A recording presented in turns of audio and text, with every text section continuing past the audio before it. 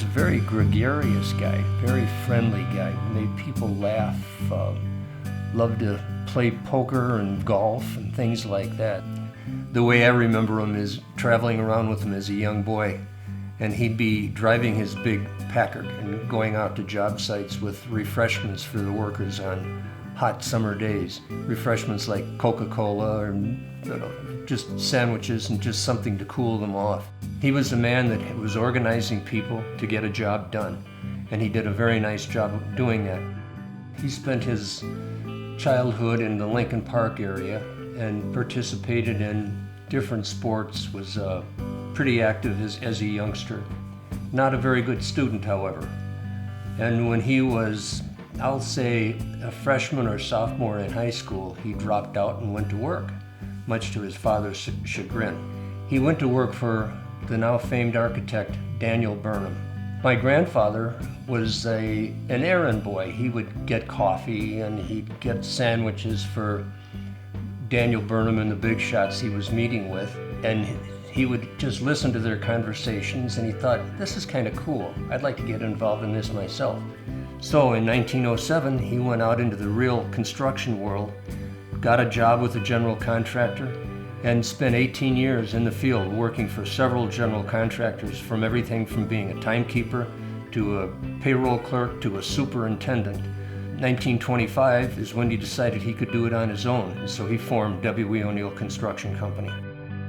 In my sense, he was a very entrepreneurial builder type, and as a tradesman himself, which I believe he was, felt that he could somehow develop a niche in a booming city like Chicago and put his work ethic and experience and ambition on the line and try and develop a construction company. In the year 2000, the company celebrated its 75th anniversary. Lo and behold, we had it at the Monkey House, the first significant project the company ever built. It kind of represents our starting point. Seemed to be doing very well, times were booming, and then came the 1929 Depression. All bets are off now. It's a whole new business world. We started in 1925, 4 years before the Depression. And I marvel at how tough of an individual W.E., the founder W.E., had to be. Every job he had to succeed on and be profitable so he could do the next project. But just to survive from the 20s through the war years had to be just a remarkable challenge that they could do that and continue to expand and grow the business. Really, as you join the company and you learn about its past history, you really are amazed at some of the areas and things we built. The Roaring 20s were indeed a period of boundless growth. And from the Monkey House, which you had previously seen, which we started in 1926, we arrived 3 years later to this massive building called Lane Tech High School, which you see in the background. The one job that always impressed me was Lane Tech High School. Number one, because it was close by the Chicago office. Sometimes at lunch we'd go out, we'd run, I'd take a run and run 3-4 miles, and I'd invariably run by Lane Tech and take a look at it. And what a big complex job it was.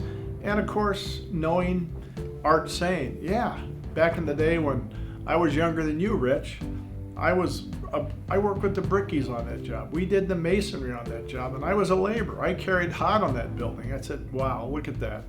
There's a lot of O'Neill sweat and blood in that project. With the Depression, the city of Chicago ran out of money, and this project was stopped. Then after the Depression, I think it was like in 1932 or 33, we were called back in to complete the construction. We did complete the construction, and let me show you something. We completed the construction in 1933, and we were given these. Each one of these certificates was in lieu of payment, and they could be redeemed at a later date. Well, here we are. What are we, 2015? and I still have a stack of these. If any of you need anything for framing or papering in your bathroom, let me know. We have a whole stack of them here. One of the big projects that came up in the early 1930s following the Depression was the Century of Progress. It was the World's Fair that was put on in the city of Chicago. And the company built 5 buildings for the World's Fair. The most famous would be the Ford Rotunda building, a round building. You may have seen pictures of it. And after the World's Fair was over, we were commissioned by Ford to disassemble that building and reassemble it in Detroit. And sometime in the 1950s, the thing burned down, so it's not there to be seen anymore, but we do have photographs of it. Following the World's Fair, and especially the Ford Rotunda building, led us into manufacturers. So they started building facilities for the steel mills, the automakers. You know, you look at our old brochures and you see original buildings at Chrysler. We did work for Ford and General Motors and Studebaker, just to name a few of the automotive companies. And that led us into Caterpillar, Tractor, John Deere, and a lot of other manufacturing companies around the country. The manufacturing relationships led us into relationships with company owners, with corporate owners, and building corporate headquarters. Companies like Kemper Insurance, HFC, Allstate Insurance, which are a lot of, obviously, corporations being established and moving to Chicago and growing, so there's a big demand for headquarters type buildings for major corporations. And somehow through their experience and their reputation and their relationship, they were able to get a big part of that business, which, when you think about it, that was a period of 25 years. It wasn't like they had a 90-year head start here. They had done all of this in 25 years. The company always maintained kind of this heavy highway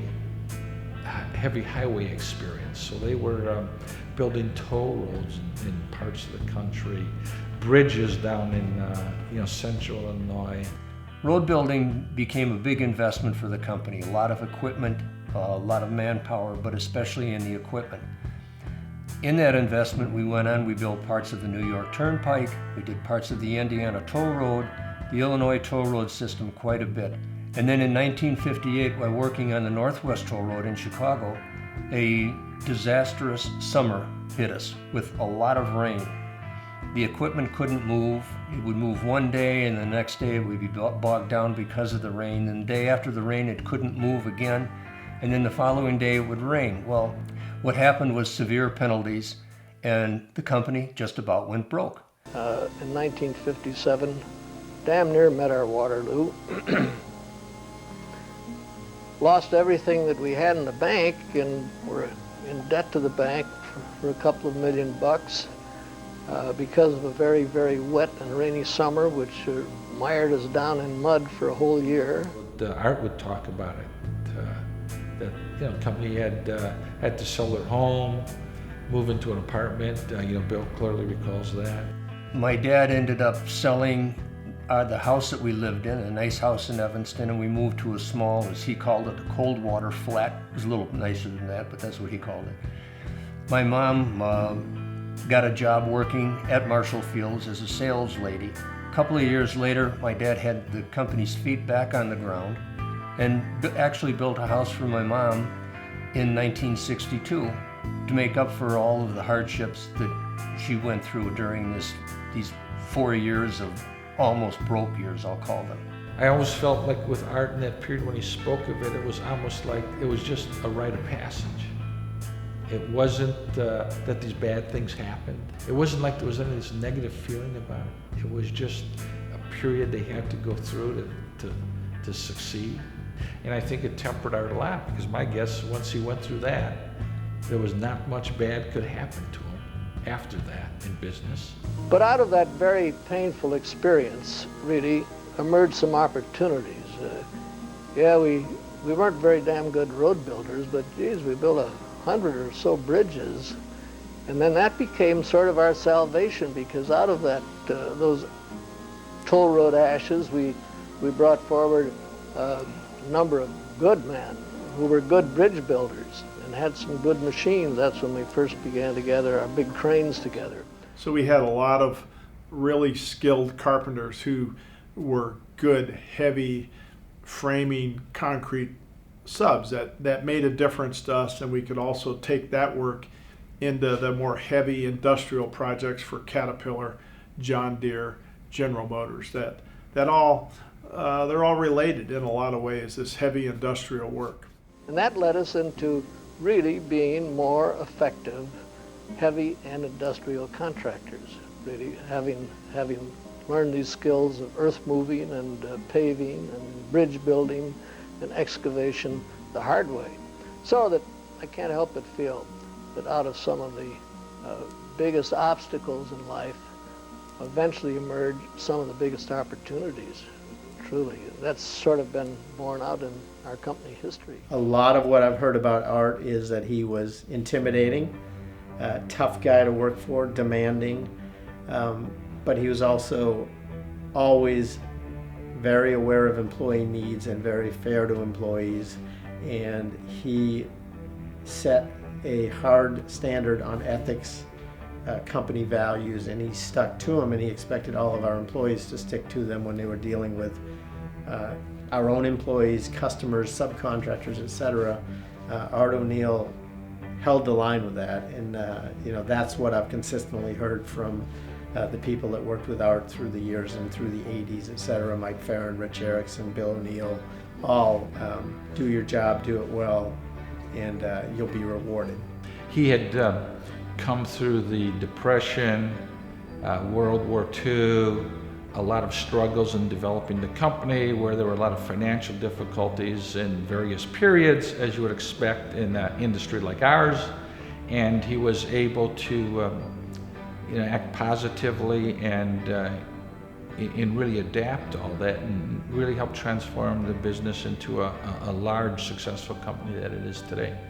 When my dad came to work for the company and started in management, he moved into my grandfather's office with my grandfather, and they actually shared a desk facing each other. They had chairs that rolled underneath from both sides. Then they had any information that one had, the other one would learn from it.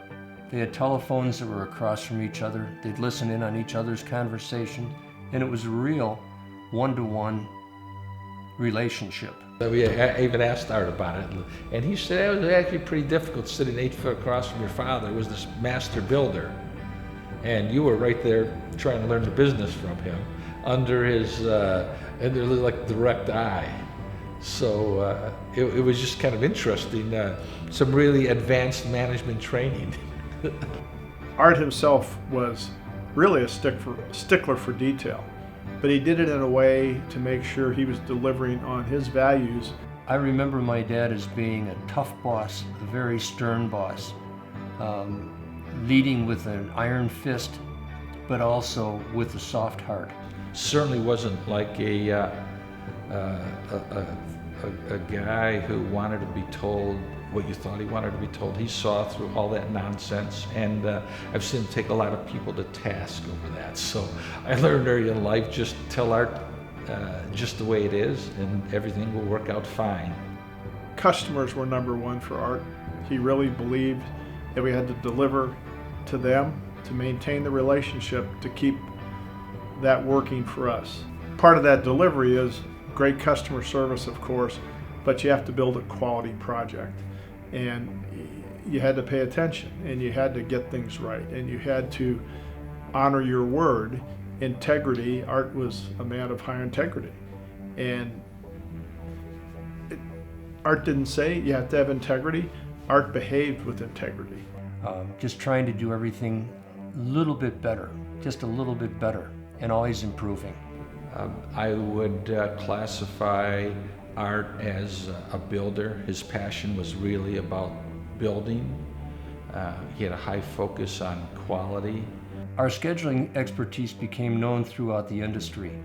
We were called in by General Motors, by Walt Disney, and by other firms to actually come in and work with their general contractors, helping implement schedules and finish projects on time.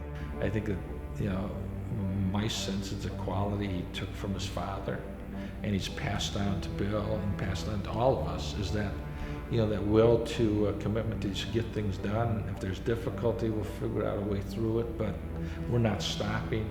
There's not a day that goes by that I don't reflect back on the teachings of my grandfather and my father, which are consistent with one another. We act with integrity, we deliver what we say we're going to deliver, and we care about our people being our employees, our subcontractors, the owners that we work for. We care, we really do.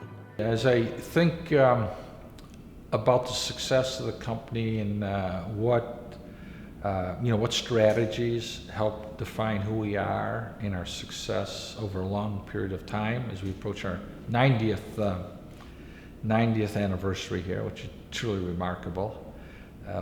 I look back and think about Art's discussions and strategy and thoughts on company ownership and profit sharing. It was in the early 1940s that he came up with the business philosophy of sharing with employees. Actually, 1/3, 1/3, 1/3. And that was 1/3 goes to the company, 1/3 goes to the employees, and 1/3 goes to income taxes.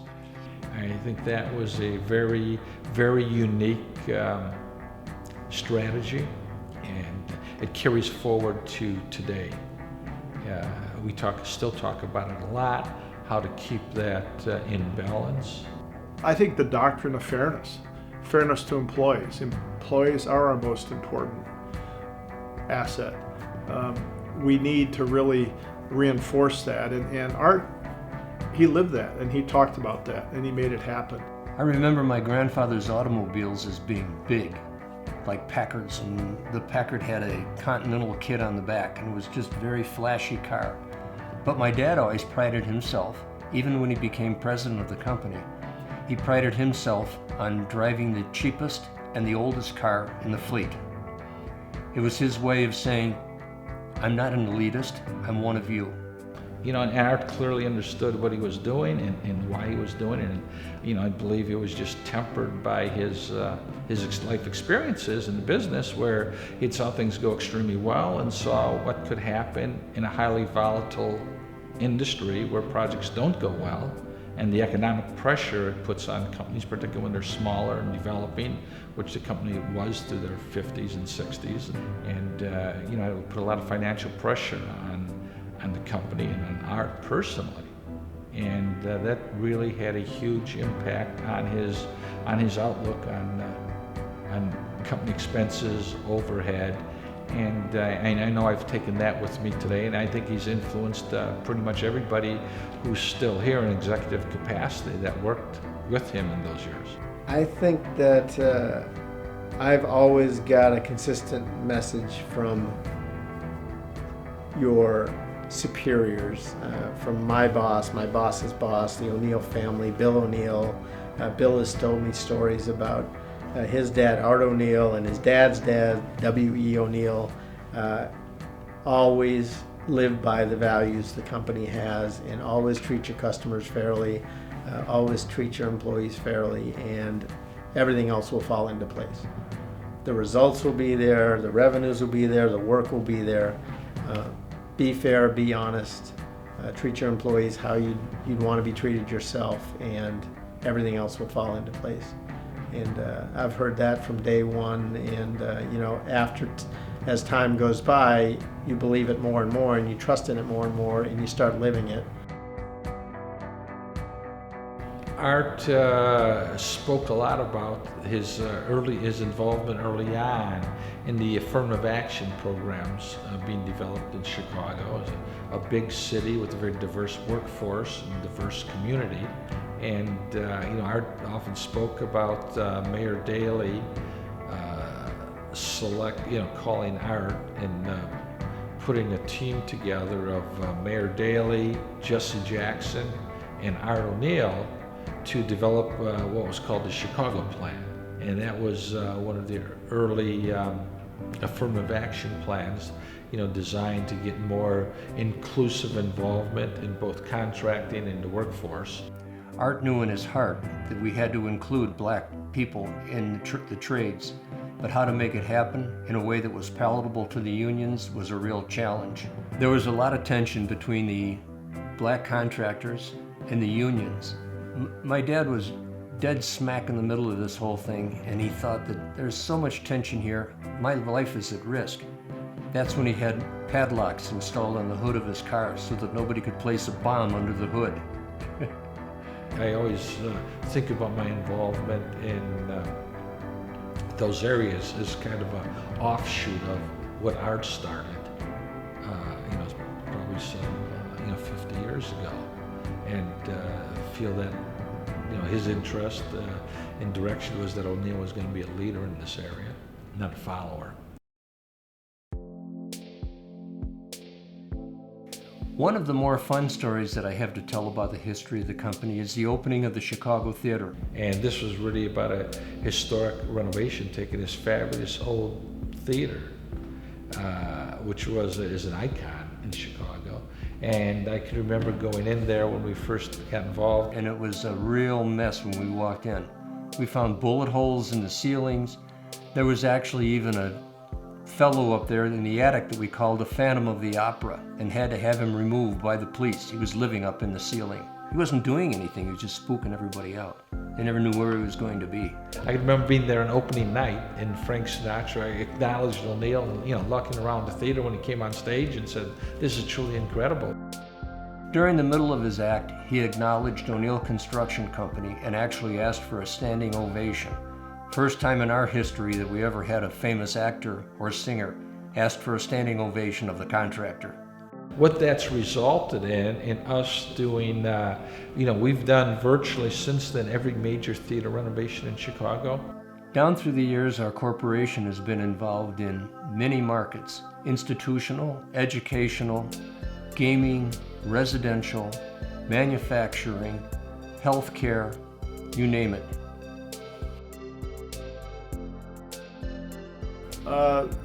As the early 80s transitioned, again, we got hit into a place where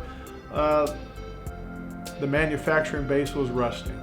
The whole Midwest was challenged by offshore manufacturers, low-cost jobs, drove out-of-date facilities. If they wanted to build a new facility, they weren't going to build them in the Midwest necessarily. They may go offshore to Mexico, they may go to China.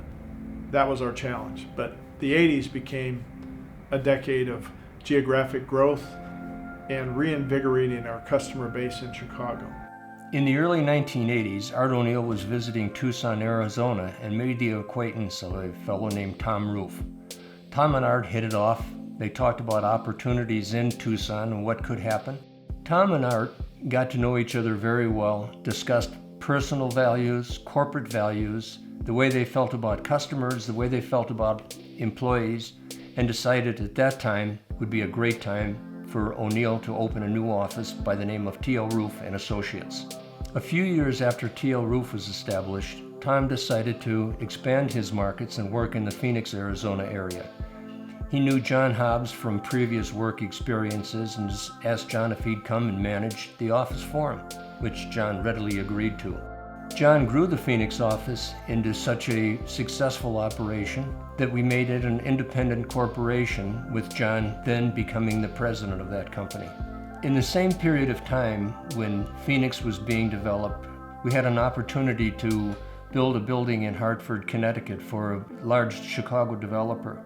That project was City Place, the tallest building ever built in the state of Connecticut, and it remains that today. We opened an office there and successfully completed several projects, including the expansion of Bradley Field, the Hartford International Airport. Yeah, when California came around as an opportunity, number one, it was about a relationship that I had on a single project. I had work experience in California.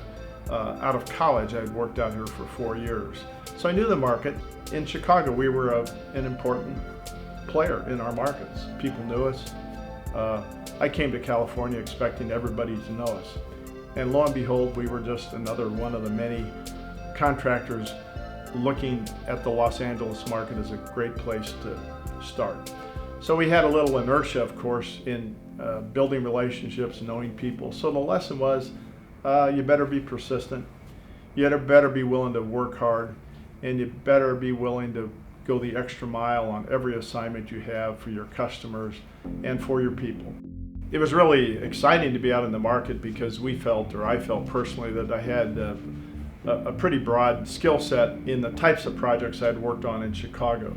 I was able to not be afraid or willing to chase work that made sense to us. Not only did we end up doing some real high-tech specialty work for aerospace, design build, we also, in our bid markets, we were able to secure work at the University of Santa Barbara, UCLA. We did the Fowler Museum, which was really a wonderful project. As the workload evolved in California, we continued to do a lot of aerospace defense work. It was really an offshoot of the manufacturing-based work that I was comfortable with and knew. We started doing a lot of retail. We really became a generalist in the market in that we could do a lot of things. We were doing a lot of aerospace work. That was kind of the foundation of the California office. We were also doing some other miscellaneous projects, and still were under $50 million of revenue a year. So as the company grew in the early to mid-90s, we started looking at taking on some different types of projects. The aerospace industry led us into an opportunity for DirecTV in the late 90s that was sizable, over $25 million. And this got us into more of the high-tech and data center type of work. We, coincidentally, that year in 1998, we had several large projects come onto our radar. And we took on 3 large projects simultaneously, all of which were over $25 million, 2 hotel projects and a high-tech project for DirecTV. In order to accomplish taking those jobs on, we had to hire several people, staff up, increase our manpower in California, and really look for some quality people to run that type of work.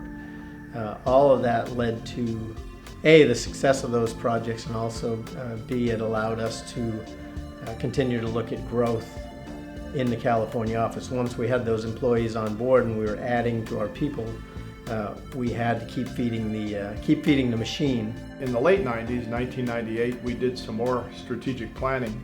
It seems every time we do our strategy work, new directions, a more focused direction comes out of these. I started thinking about what the opportunities would be to grow both organically in the California office and how we would grow the organization, and was there an option to open another office outside of California. It just so happened, because of a past relationship that Brian Ramsey had with Todd Guthrie, Brian one day just stopped by the office. We're talking about projects, bid opportunities, and he had mentioned about Todd's interest in exploring an opportunity on his own in the Denver market. Push came to shove, we talked about it some more.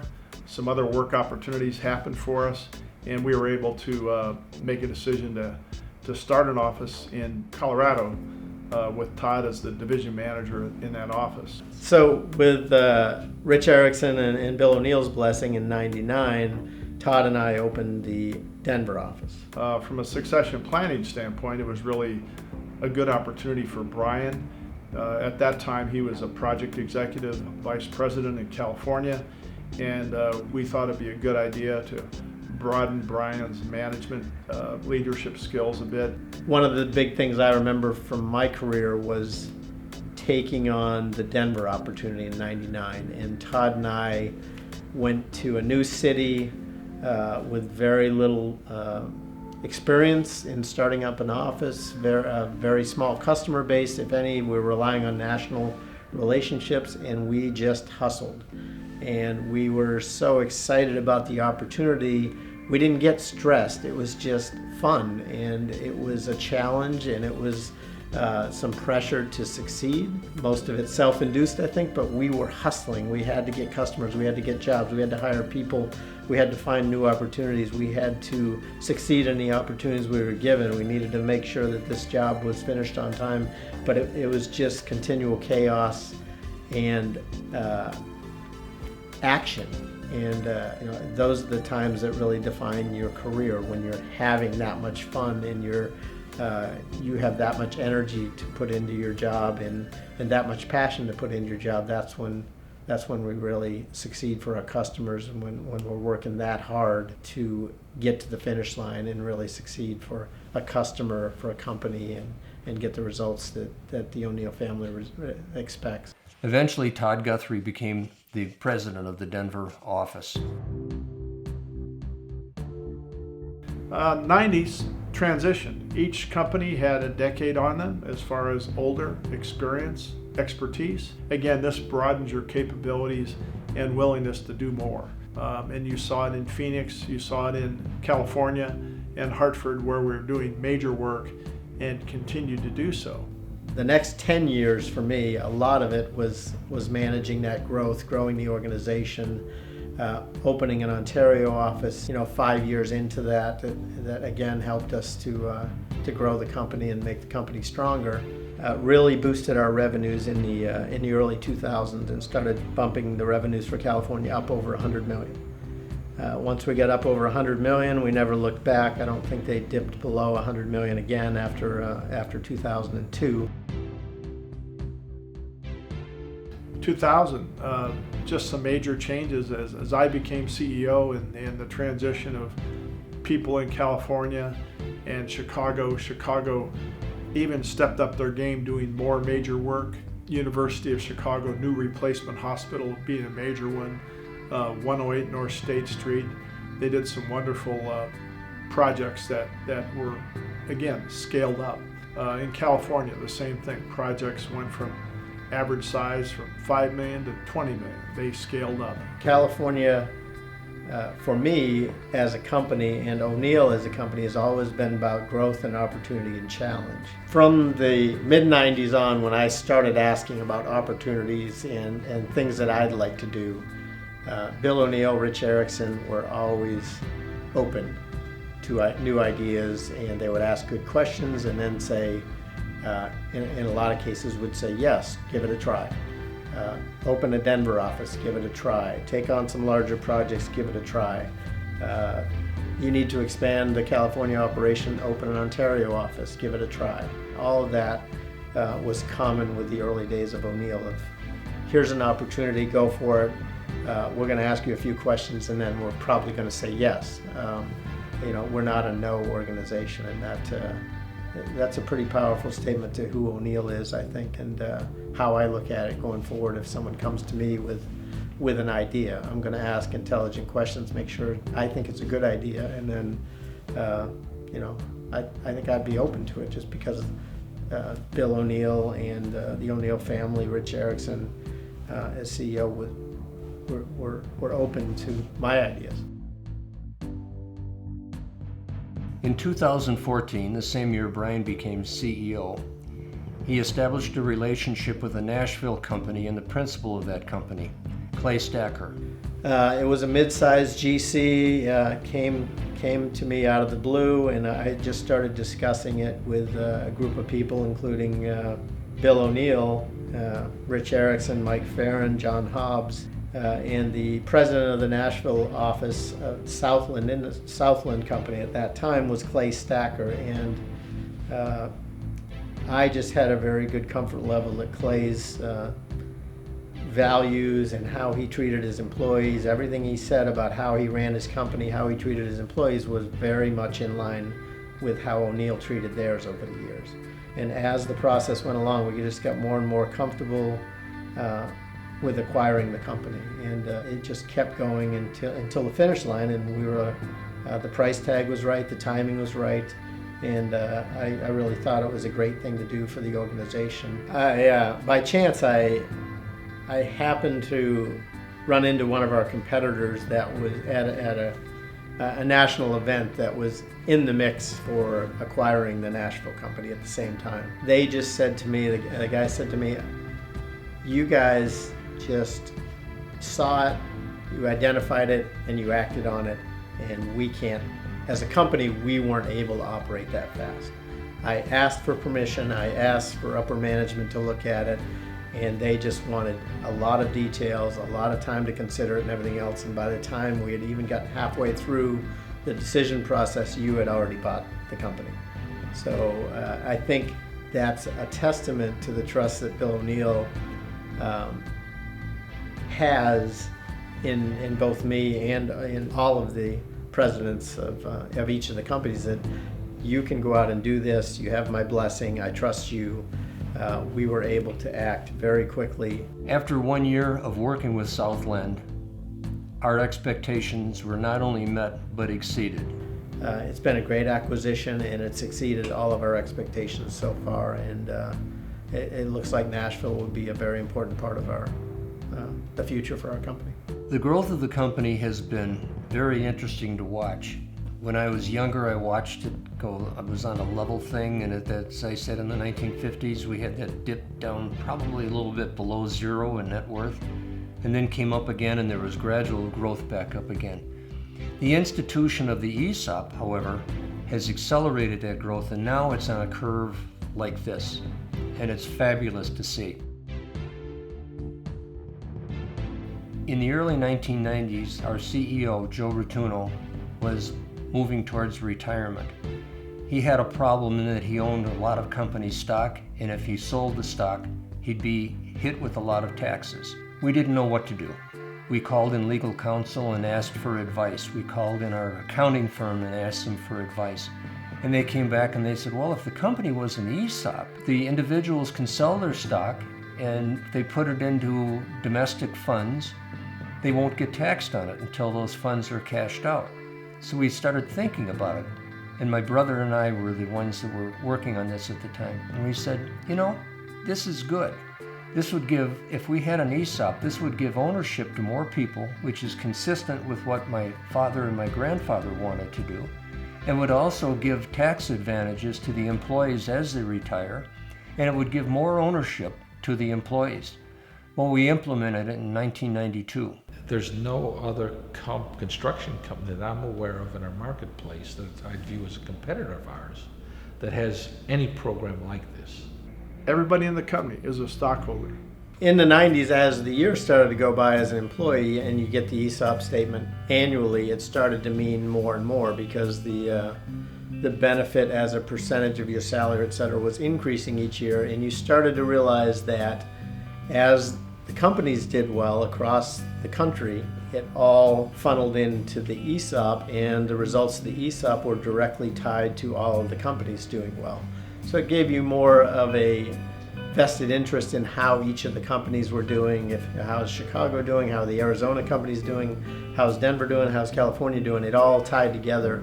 And I think as an employee, you started to think more about all of the companies instead of just yours. It's been, I think just a great benefit to see employees, retiring and having a sizable sum of money that they wouldn't have otherwise have, and as a reward for their participating in their effort, participating in the success of the company, being an owner, the value that's created for everybody.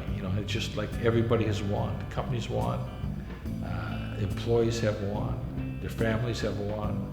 I think our customers have won because you're dealing with a lot of people that actually are real stakeholders. What the ESOP has done, it has reinforced the values that the family has towards the company over the last 90 years, starting with my grandfather, then through my father, then into the living O'Neills that are still participating in the company. It's a business that's always been about its employees, and that's the one common thing that Bill has always said to me is my dad, my granddad were always about the employees, treating the employees fairly, making sure they stayed long term and that they had a career with O'Neill if they wanted it.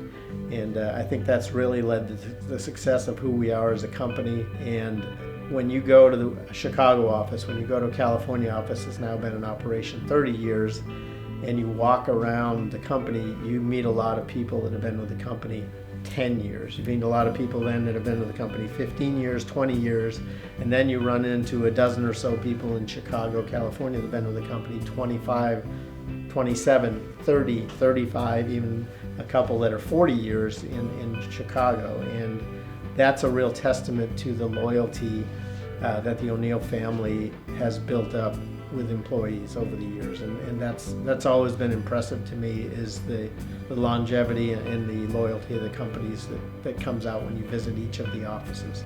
Building great relationships has been the lifeblood of our business. It brings our customers back. It lets us keep the very best of employees. It lets us deliver what we say we're going to deliver. And I think the real strength of O'Neill is the people that work for the company and how we take the company values and apply them to what we build, to our customers, to our subcontractors, and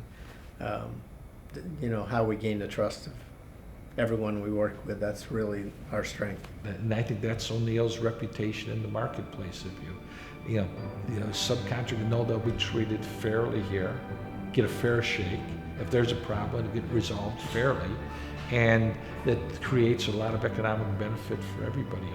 We get better pricing, owners get better pricing, jobs go smoother, there's less conflict. And a lot of customers tell me the same thing. You guys go above and beyond for your customers, and you care. And you're not all about the bottom line. You're about relationships, and you're about pleasing your customers, keeping your own employees happy, maintaining relationships with subcontractors. Everybody that you interface with, you treat fairly. I think that's a big statement as to who O'Neill is. The history of O'Neill is really exciting, and because it really talks about the future. We're at a better place than we've ever been as an organization. Since I came on board in 1988, I've seen phenomenal growth and improvement in who we are as a company, a group of companies. We've added several companies. We've added a lot of key employees. We're able to do much larger and more complex projects than we ever were able to do early in my career. We can build anything. We've proven that. We not only can build anything, we can build everything. One of the good things I feel about the future is we continue to work nationally. We continue to work outside of our silos. We are one group and family of companies. We're not individual pockets doing work for individual companies. And there's national customers, and there's a lot of shared resources. It takes a lot of hard work, connecting the values that we live with for our first 90 years and to carry them forward into newer and better things for another 90 years. It's about people. It's about smart people working as teams, collaborating, delivering great results to customers. We've survived. How have we survived, or why have we survived? That's because of our values. The values that were established by my grandfather, reinforced by my father, reinforced by the third generation, and that the fourth generation lives by. I've been here for 43 years, so I'm speaking a little bit out of not knowing what other people are doing. But I will say, it's a great place. We have a lot of smart people that want to do the right things. We have a lot of people who want to live with the type of values that we all embody. This has been as exciting and as fun and as rewarding and challenging and hard at all the same time. I couldn't imagine anything could have been better. From when I walked in here to where I'm at today, and looking at my future, I believe a lot of people feel that way. When you work hard for O'Neill and you're given opportunities to succeed, and you work your butt off to make sure that you're going to succeed, then you're going to keep being given those opportunities to succeed for O'Neill. We know that young people are going to be deserving of higher positions within the company, and we're totally supportive of that. We've been supportive of it down through the last few years with the Young Leaders Committee and the Leadership Committee of the business, bringing young people in to talk, to mentor, to share ideas, to teach us older guys what needs to be done. For a lot of our employees, it's all about the chase and the challenge and the opportunities in front of them. It's not, I don't think the people at O'Neill that I know don't want to do the same thing in the same office, in the same cubicle for 30 years. They want a new job, they want a new challenge, they want a larger job, they want a different job, they want a bigger, better challenge, how to build a better mousetrap, whatever it is. And O'Neill is all about providing that opportunity for employees. And I want to continue that tradition of providing that employee opportunity, so that they have the same type of challenges, opportunities, and excitement that I've had over my career. So hopefully I can do that. Be involved, be engaged, and work hard. We're going to give you as much challenge and opportunity as you're going to want. And if you are willing to take it on, taking it on means a lot of different things, but you have to be able to all toes in the pool if you're going to make a success of it. I just feel we're positioned so well with talent, reputation, customers, skill sets, technology, all the things you need to succeed. We're going to flourish and we're going to continue to grow, and we'll be around for a long, long time.